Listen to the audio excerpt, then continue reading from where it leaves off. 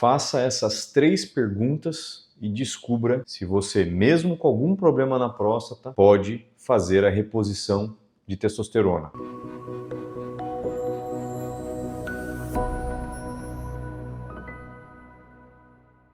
Olá, meu nome é Bruno Vedovato, sou médico, urologista. E antes da gente seguir aqui com o tema do vídeo, já dá aquela curtida, se inscreve aí no canal, isso é muito importante para a gente continuar produzindo aqui o conteúdo, manter essa constância aqui. Então vamos lá, essa é uma dúvida muito comum, né? Por quê?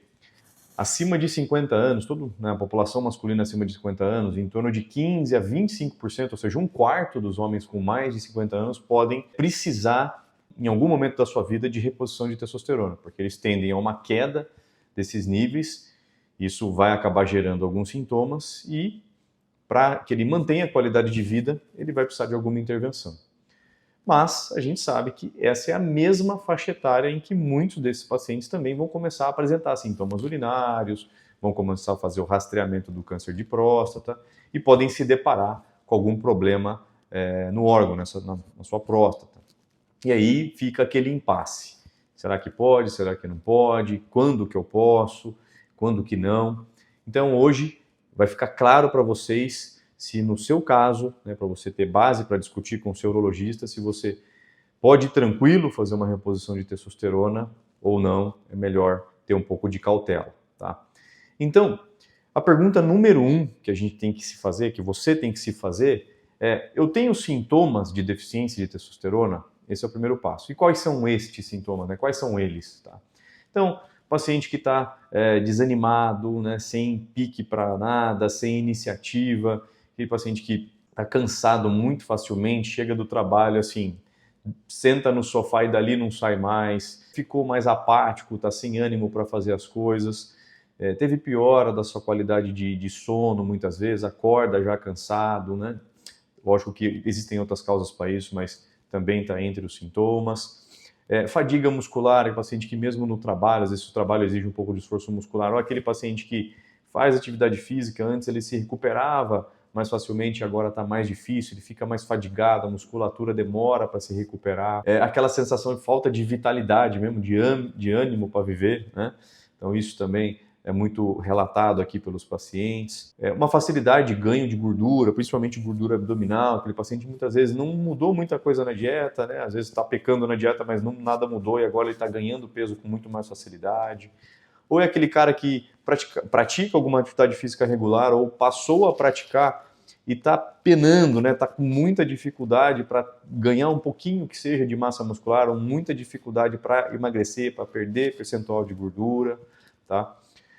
Aquele paciente que, na questão sexual, começou a ter uma queda de desempenho, né? Então passou a ter algum grau de problema de ereção, né? Tem dificuldade de manter a ereção, ou às vezes a ereção está difícil de vir, ou já não tem tanto interesse, não está procurando tanto a mulher, enfim, está sem ânimo também para uma relação sexual, sem apetite, parou de ter ereções de manhã, ereções noturnas, né? Aquelas ereções que estão muito relacionadas ao ambiente hormonal. Então, essa queda de libido que a gente fala, falta de apetite sexual também. Tá? Então, esses são alguns dos vários sintomas que podem estar relacionados à deficiência de testosterona. Então, essa é a primeira pergunta. Não precisa ter todos, é claro, tá? Mas será que eu tenho a maioria desses que você falou? Eu tenho pelo menos algum deles? Então, se sim, deixe isso anotado, tá? Essa é a primeira resposta. A segunda pergunta: dosei os meus níveis de testosterona e eles realmente estão baixos, né? Então, dosei meus níveis de testosterona? Porque a gente precisa saber, né? Esses sintomas que eu descrevi, outras condições podem causar isso também. Então, um problema na tireoide, a própria obesidade já pode cursar com esses sintomas. Pacientes com diabetes podem ter esses sintomas, pacientes com depressão podem ter esses sintomas, tá? Então, tenho meus níveis de testosterona dosados e eles estão realmente baixos ou no limite inferior ali da normalidade, tá?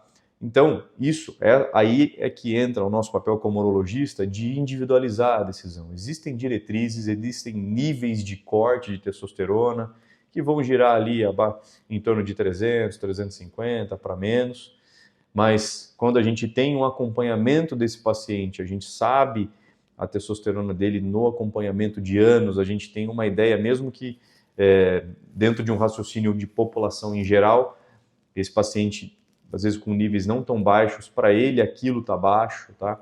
Então daí a importância da gente fazer esse acompanhamento.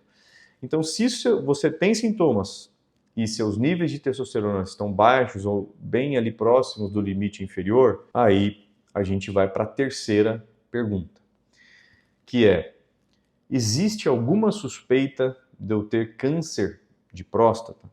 Tá? Essa é a terceira pergunta. E aí entra o papel do rastreamento, da gente fazer os exames e verificar se a sua saúde prostática está em dia, que no mínimo é o exame de toque, tá? E o PSA, que é o exame de sangue da próstata, que são os dois exames que, se um ou o outro alterados, a gente vai ter que ir além na investigação, muitas vezes uma ressonância e depois até a biópsia, para definir se existe mesmo o câncer de próstata ou não. Então, se você tem sintomas, se os seus níveis de testosterona estão realmente baixos, se comprovadamente por exames laboratoriais, e a sua próstata está saudável, não existe sinal e nem suspeita de câncer de próstata, aí sim a gente tem um caminho livre para pensar na reposição de testosterona, tá? Só um parênteses aqui, não é algo muito frequente na população masculina, não é tanto o tema do vídeo, mas câncer de mama existe nos homens também, e também é uma contraindicação absoluta à reposição de testosterona por questões relacionadas às vias hormonais ali, tá? Mas só um parênteses. Se você está sob tratamento e está urinando bem, está satisfeito, está fazendo acompanhamento e está respondendo bem ao seu tratamento, mesmo que ele seja com remédio, também não há contraindicação, tá? Desde que você mantenha esse acompanhamento com o seu urologista. Então, próstata aumentada não contraindica. Ah, eu tenho uma próstata aumentada, vi nos exames, mas eu urino bem, não tenho sintoma nenhum. Tudo bem também, pode fazer reposição. Pode ser que haja alguma piora, ou você passe a ter algum sintoma urinário no caminho, né, durante a reposição, por um efeito leve dessa testosterona na próstata, até pode, tá? Mas a gente sabe que existe uma teoria chamada teoria de saturação, em que a partir de um certo nível de testosterona não há tanta influência mais dos níveis de testosterona sobre a próstata. Então, é seguro, tá? Existe uma contraindicação que a gente chama de relativa, que é naquele paciente que chegou para a gente cheio de sintomas urinários, ele não sabia ainda se esses sintomas eram da próstata ou não, e junto ele também tem uma queda dos níveis de testosterona. Aí nesse caso, como ele está muito sintomático por conta da próstata aumentada, o ideal é que a gente ajuste isso primeiro, porque senão ele pode estar em risco de ter uma retenção urinária ou ter uma piora ainda maior aí desses sintomas urinários, tá? Mas isso também não é uma contraindicação que a gente diz absoluta. Existe espaço também nesse cenário para a gente fazer a reposição, desde que todas essas informações estejam muito bem alinhadas, tá bom?